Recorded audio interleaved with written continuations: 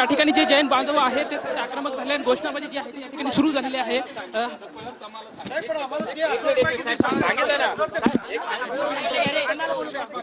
अरे बाबांनो, मी आज काय सांगितलं की 1 तारखेला हा विषय संपलेला असेल, तुम्हाला हवं तसा निकाल मिळेल एवढंच सांगितलं ना। तोच विषय ना। घोषणा कुठून आल्या? दुसरी एक मागणी आहे। कुठून घोषणा आल्या? अरे घोषणा कुठून आल्या? अण्णा मी स्वतःहून आलोय। दुसरी एक गोष्ट अण्णा, आता झालं ना, आतमध्ये बोललोय मी। जे संबंधित अधिकारी आहेत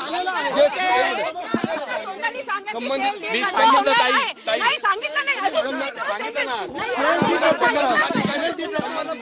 कारवाई पाहिजे। 100% मी आज शब्द दिलाय, गुरुदेवजींच्या समोर दिलाय की हा विषय संपला। ऐका ना, कसा संपेल? ऐका ना, व्यवहार कुणी केलाय? त्यांना मी केलाय। काय बोलताय?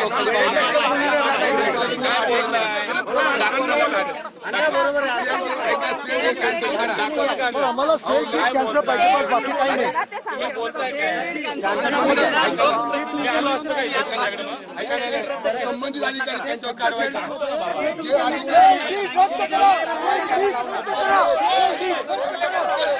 रद्द करा, सेल डीड रद्द करा।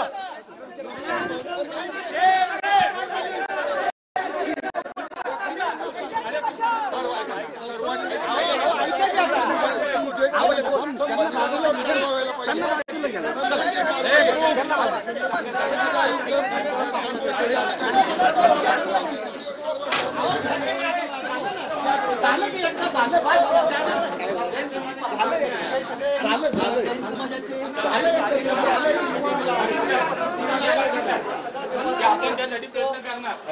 मला त्यांनी बोलवलं म्हणून मी आलोय आणि मी त्यांना सांगितलं कारवाई होईल, आपण लवकरात लवकर हा विषय संपेल।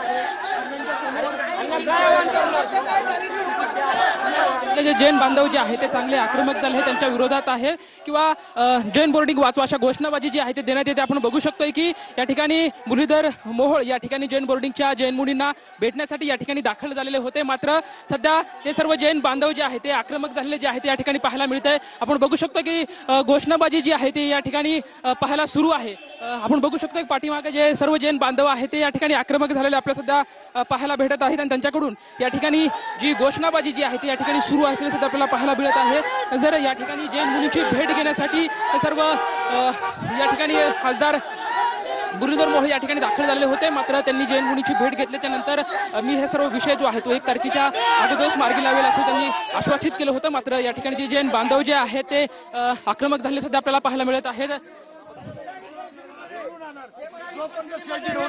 आमचा लढा चालू होणार। सांगितलं पण त्यांनी असं आश्वासन दिलं नाही।